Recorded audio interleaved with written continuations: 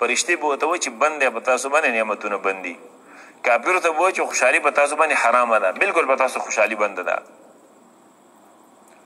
او کله کله کافر به ملایکو ته وایي چې پناه راکړئ موږ له د عذاب نه هغه به ورته وایي چې حجرا مهجوره په تاسو باندې د عذاب نه پناهي بند ده خامخا به عذاب راځي یا په معنا د حرام باندې یا په معنا د بند سره ځینې خلک دا خبره کوي که نه یاره وایي دغه دی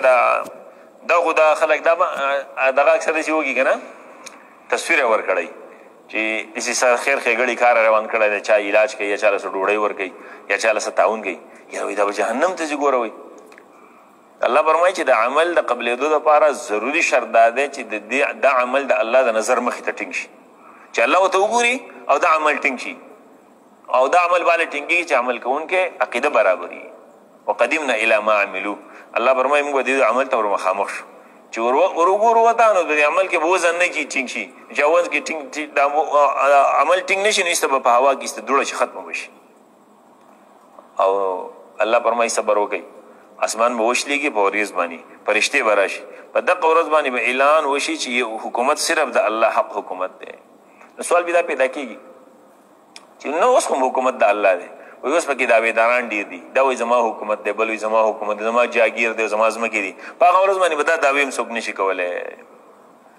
یاره دا خلک به راپاسې وي چغې به وایي افسوس به کوي چې کاش د پلانکي مرګستیا مې نه وی کړی د پلانکي زه د سمې لارې نه واړېلم مړه زه به ډېر سم سړی وی خو ما بس شیطان راغلی بس موږ یې رسوا پیغمبر به وایي چې ای ربه زما د قوم د قرآن پرېښی و زما د قوم د قرآن پرېښی و هجران د قرآن کریم یو خو دا دی سړی چې د الله کتاب نه دی دویم نمبر دا چې سړی ورته غوږ نږدي نه یې اوري دریم نمبر دا چې ځان پې نه پویه کوي یادی یې نه غور پکې نه کوي په کمې چې حکمونه شوي دي هغه کوي نه د کومونه چې منې کړی دی هغه پرېږدي نه او د دې قرآن کریم په ځای باندې نور کلامونه اوري دا ټولې خبرې د قرآن کریم د هجران سره تعلق لري لوی هجران یې خو دا دی چې د قرآن کریم نه سړی منکر شي چې یاره نه منم هغه باندې خو سړی کافر شو په دې نورو خبرو خو نه کافر کېږي خو لیکن دومره دی چې بیا هم قرآن کریم پرېښی دا خبره سړي خپله درجه ده مثال په طور باندې یو سړی دې دا ووایي که نه ډېر خلک داسې دي که نه مونږ یو ځل چې ام اسلامیه دغه وایواله زه تللی وم نو زما نه مخکې یو حضرت ناست و هغه نه تپوسونه کوله نو هغه کم سړي چې تپوسونه کوله ورته ویل یو ځای ورته راوړ ویل د دې ترجمه وکړه ویل ما له د دې ترجمه نه راځي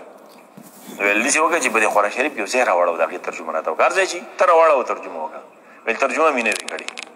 نو کوم ځای چې راړلی د مخکې نه ویل دا داسې چې ته په دغه ووایه په ناظرې داسې ووایه ویل دا ځای نه راځي ویل زه په دې قرآن کریم کې ته یو ځای راوړه او د هغې ناظره وایه ناظره یې مې نه ده کړې ویل او یم اسلامیت یې کوو دا بل ورځ چې کوم دی نو بیا به دې معماري قومي دی به خلکو ته بیا شریعت او دین ښایي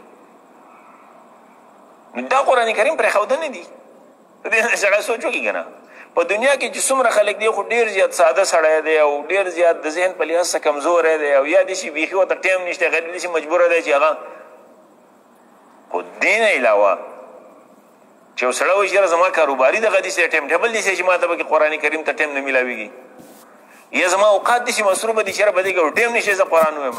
دا قرآن کریم هجران نه بل څه شی دی او نبي صلی الله علیه وسلم چې په قیامت کې ګیله کوي نو دغه یوه ګیله یې کړې ده